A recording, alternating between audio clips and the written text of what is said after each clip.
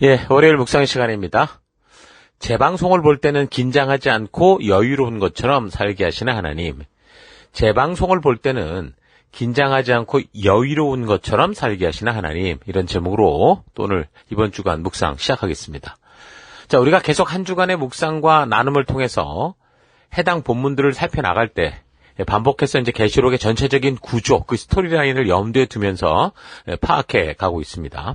그러니까 성경이 어떤 책이든 간에 많이 읽는 것보다 중요한 게 이제 바르게 읽는 거라고 했는데, 그래서 그 한 권 한 권을 읽기 전에 우리는 그 책이 이제 언제, 어디서 어떻게 적혔는지, 또 무엇을 왜 적고 있는지, 또는 누구에게 어떤 시대를 배경으로 적혀지게 되었는지, 이걸 알고 이거 읽어야 된다고 그랬습니다. 자, 그래서 요한계시록은 그 배경을 볼 때 AD 96년경 로마의 그 도미티아누스 황제가 기독교에 대한 공식적인 2차 박해, 그러니까 7년 정도의 그 공포의 시간들을 이제 만들게 되는데, 그때 하나님께서 먼저 그 백성들을 이제 안타까워하시면서 다가오는 박해로 인해 두려워하지만 말고 장차 있을 미래의 세계, 이 땅이 결국은 어떻게 가게 되고 어떤 식으로 흘러가게 될지를 알게 함으로 해서 성도들로 하여금 그 역경 속에서도 그 성도로서 나아갈 바를 알게 하시기 위해서 하나님께서 이제 요한, 그때까지 살아있었던 예수님의 제자 요한을 불러서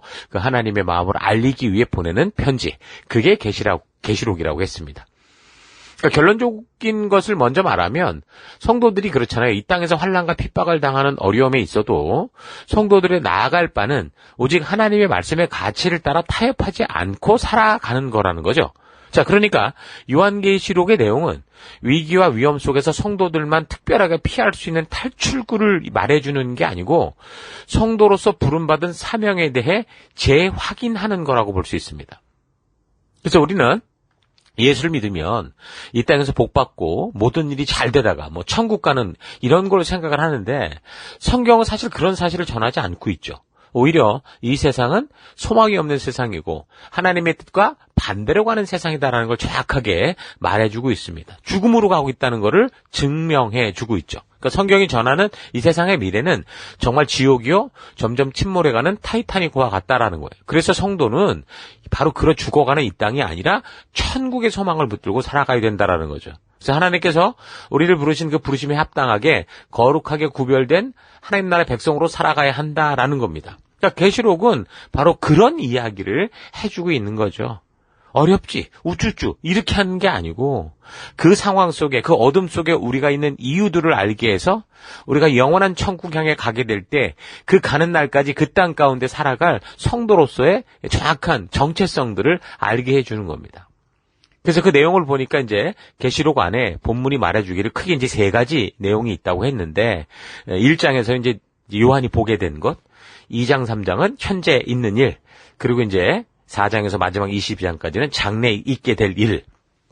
그래서 총 계시록 22장의 내용은 이렇게 크게 세 가지로 분류되는 거를 우리가 그 계시록 1장 19절에 그렇게 얘기하는 걸 통해서 알았습니다. 자, 그래서 내용을 좀 살펴보면 4장부터 보니까 이제 바로 미래의 일들을 막 장래 일들을 말하고 있는 게 아니고 사도 요한이 두려워하는 백성들에게 격려와 참 소망을 주게 하기 위해 하나님의 부르심을 받고 하늘로 올라가서 보게 된 천상의 장면을 적는 게 이제 4장, 5장의 말씀이었고, 자, 6장부터 드디어 미래의 일들에 대해서 본 것을 전하기 시작하는데 첫 사건으로 이제 7가지 인을 떼어내는 그런 말씀으로 시작이 됩니다. 7인이 말해주는 것은 그 로마의 박해, 짓밟혀 고통받는 성도들에게 장차의 일들, 이제 앞으로의 세계가 어떻게 될 것인지를 보여주는 건데, 저들의 그 두려움과 공포가 이제 없어지고 새 나라 새 땅이 되는 희망을 주는 말씀이 아니었고, 오히려 이 세상의 그 현실과 실체를 보여주는 거죠. 탐욕에서 벗어나지 못하고 욕심에 욕심을 더하는 그런 세계가 돼서 이제 점점 더 최악으로 흘러 결국 소망, 희망 없이 심판의 길로 가는 그런 걸 보여줬습니다. 자, 그러니까 두려워하는 사람들에게 헛바람을 넣는 게 아니고 오히려 우리가 살아가는 이 속한 현실이 어떤 상황인지를 분명하게 알게 해주는 거였죠.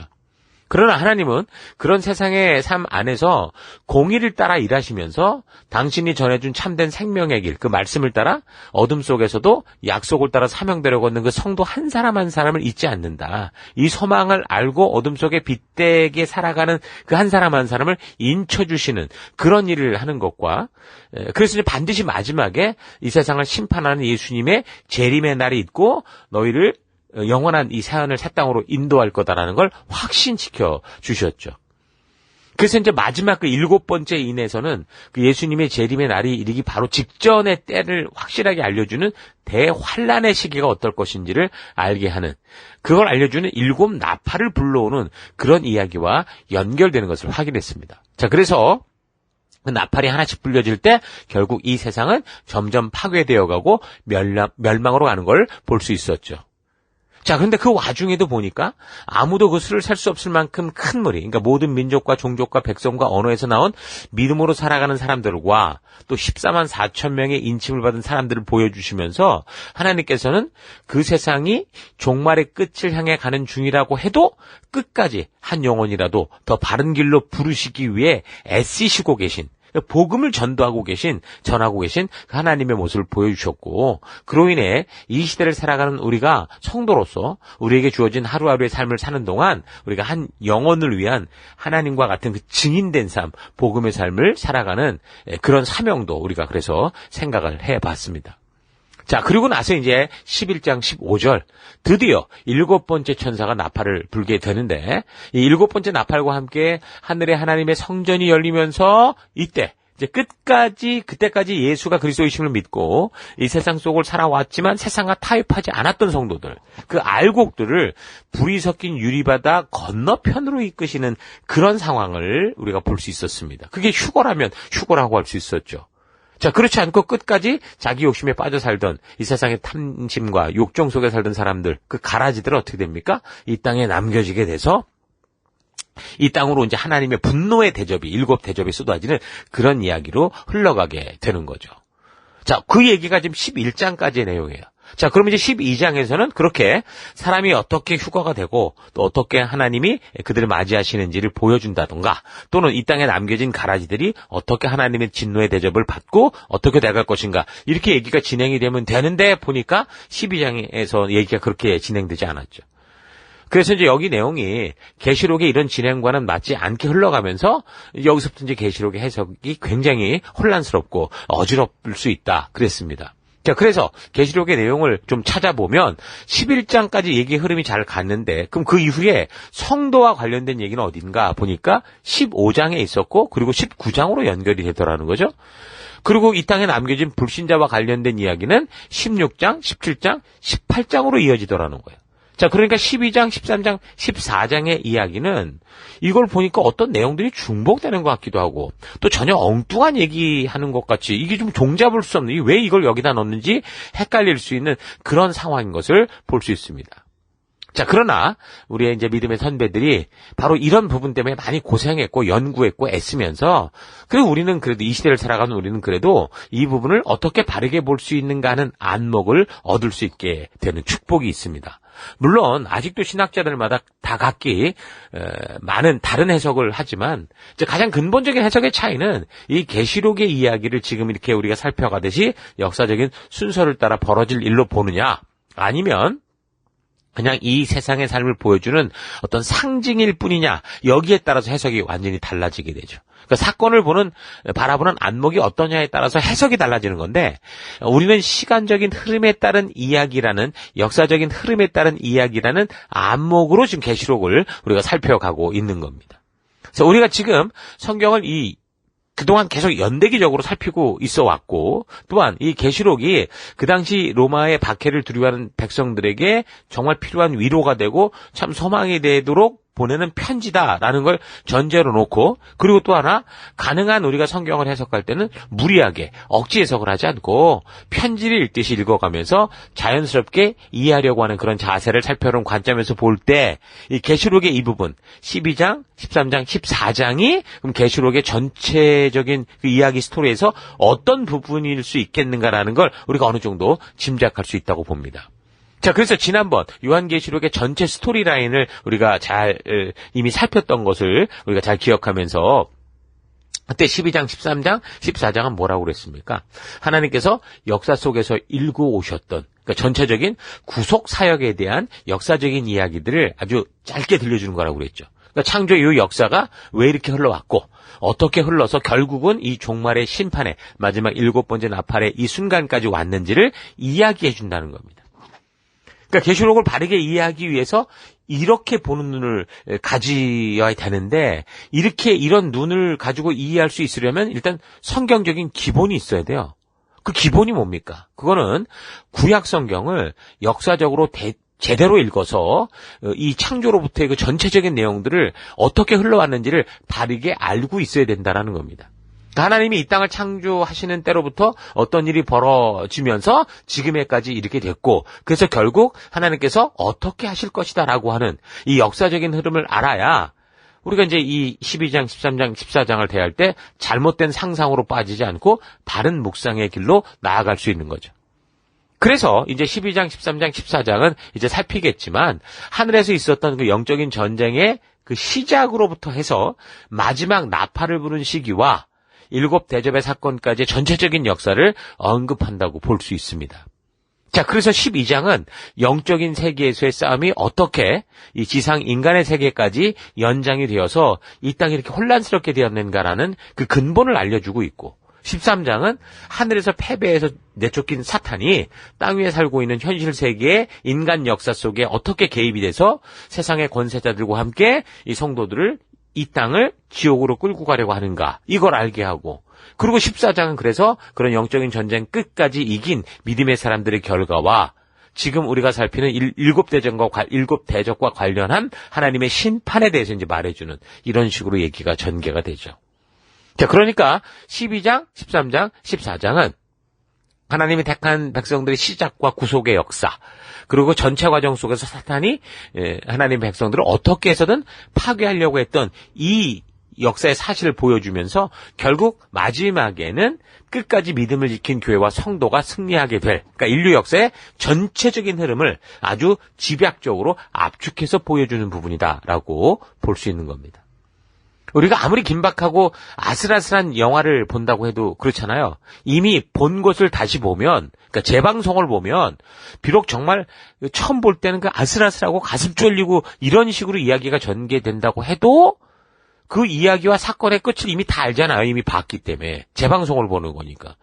그러면 뭐 아무리 그 긴박한 순간이 또 느껴진다고 해도 그냥 끝을 아니까 당연히 안심되고 평안할 수 있는 것처럼 그러니까 성도들도 바로 이런 하나님이 준비하신 이 사실들, 이 끝의 상황을 바르게 이해한다면 어때요?